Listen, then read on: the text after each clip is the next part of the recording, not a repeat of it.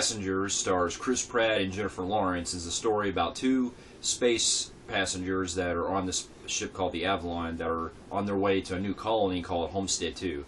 Now, I wasn't really looking forward to this movie that much because from what I've seen in the trailers, it basically made it look like to where it was going to be Jennifer Lawrence and Chris Pratt pretty much on board the ship after they wake up, and they wake up so early before their destination arrives. And from what I got in the trailer, it seemed like there's some kind of conflict that happens with the ship, and they're having to work together in order to basically take care of whatever the situation goes. And I'll tell you right now, like, I went into this film with just kind of basically not really expecting much, and what I got was pretty much a very generic as hell science fiction film. Now, I won't spend too much time on this because I really don't have much to talk about, but I will say that for my pros for the film, I do love the chemistry between the two leads. I thought Chris Pratt and Jennifer Lawrence had fantastic chemistry together for what they were given, and I also enjoyed a lot of the music by Thomas Newman. I think that he's a very wonderful composer, and I'll admit that there are a lot of points in this film when the music kicks in when they're in space. The music is very heartwarming and very emotional. Like, just hearing that piece of music just hearing that music alone, really shows how much Newman puts into a lot of his films. And another thing I enjoyed too was I love the way the ship looks, how it's going across the space, and you see a lot of the outside parts, and especially in the intersections of the ship, especially when Chris Pratt is going through like all these different rooms that look kind of like something you would see out of 2001: A Space Odyssey. And then he also comes across that room, this bar room, which I'm pretty sure is taken literally from The Shining, where the bar when he shows up at the bar.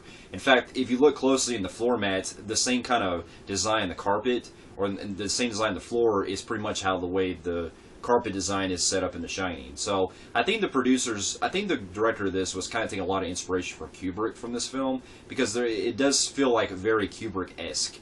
And honestly, probably my favorite part of the film is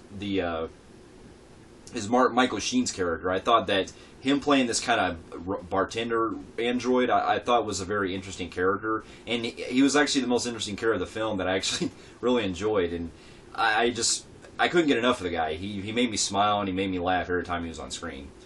Now, for my cons, I really feel like this film was just kind of boring in parts, because it basically starts out, it kind of starts out interesting at first from where it was going along. It kind of reminded me a little bit of The Martian from last year, where it was kind of going. But then the movie takes a halt, and toward on the 40-minute mark, it goes into to that direction that I already knew what it was going to go into. But the way the story padded it out, it felt boring to me, with the whole love story going on between Chris Pratt and Jennifer Lawrence's characters, because I feel like this is the same kind of shit I've seen before in countless other films, and it kept reminding me of like other science fiction movies such as Gravity, and even though I haven't seen all of it, but from the little parts that I've seen in Solaris, that's what this film really reminds me of, because in that film you also had George Clooney and the other girl in that film that were falling in love in space. And so this film had a lot of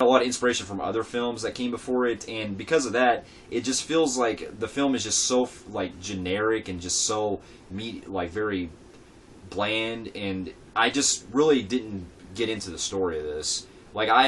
When it gets probably like when it gets to the final act, it does start to get something interesting going, but it really doesn't last too long, because it only lasts for like 20 minutes. So that right there really shows that whatever they were thinking in the trailers was kind of misleading.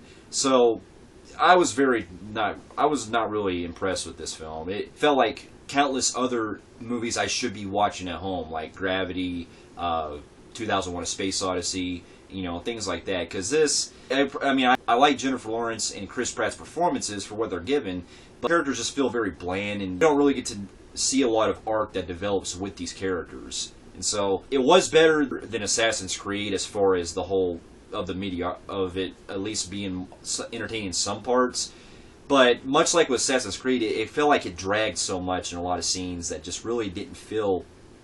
That I felt they really, honestly, the movie could have wrapped up a lot earlier than what it went with.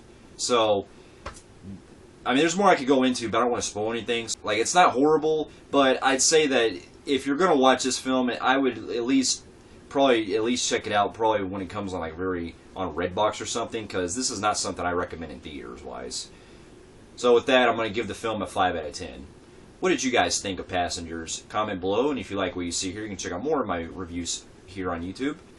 Happy New Year, and I'll be seeing you in my next review, which will be in 2017. I'll see you later.